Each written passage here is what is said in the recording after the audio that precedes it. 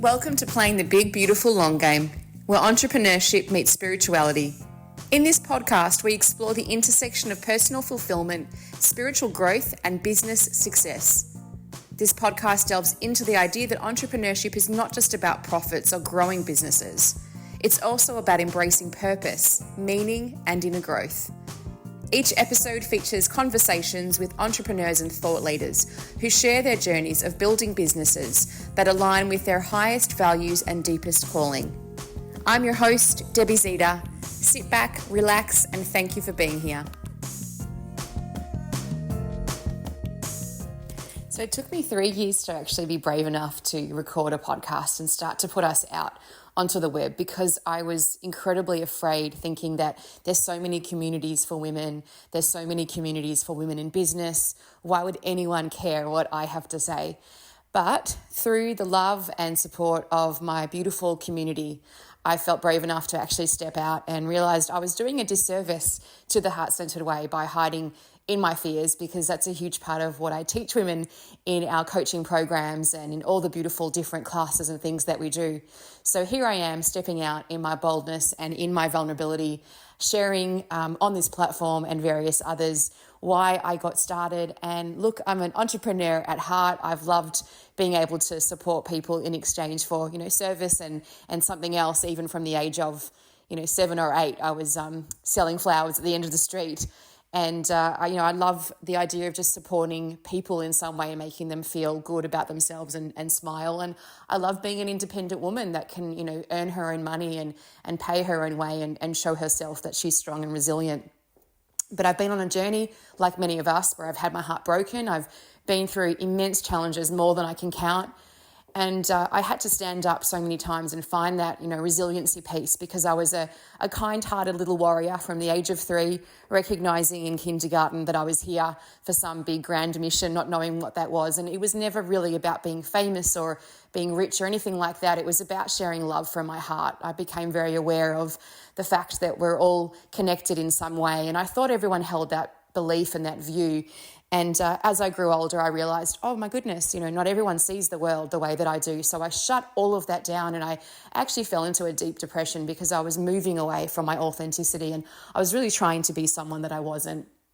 So I went through a journey in my 20s and in my 30s, and now here I am in my 40s, which I know a lot of women and also men can understand, that often we kind of find more pieces of ourselves or layers of ourselves as we move through life. And I've been blessed enough to be through some amazing experiences, some incredibly challenging and negative, and some incredibly positive, but all, I have to say, really beautiful, because they strengthened who I am at the core and strengthened my values, which are exactly what the heart-centered way values are. And those are kindness, compassion, strength, and resilience.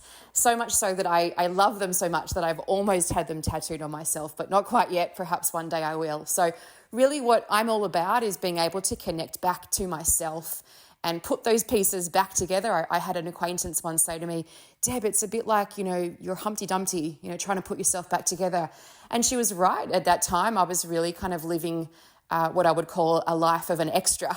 And I've actually been an extra on TV, and, it's fun, but it's, when it's a job, it's fun. But when that's what you're doing in your own life, it's kind of sad, if you can't be the star of your own show. So I really played around with different practices and ways to connect myself back with myself and then bring that into the world so I could be that little kind-hearted warrior that I was. And as I did that, I learned lots of lessons around structuring programs and how to sell and how to stand up for myself and how to be able to teach and support other women, and also how to be humble and how to learn from others, because I realize we're always growing. And the moment that I say, no, I've learned that and I'm there, I actually lose my humility. So this journey has been absolutely amazing. This community is incredibly beautiful. And honestly, I can say it is like nothing else that exists out there. Because at the end of the day, aside from our lives and our businesses and our careers and being able to show up as strong, independent women, who are kind and compassionate and resilient, we're also all about sending love and light to every being. So recognizing that in some way, shape or form, we're all connected, that there is an upliftment of the planet when we are connected to ourselves.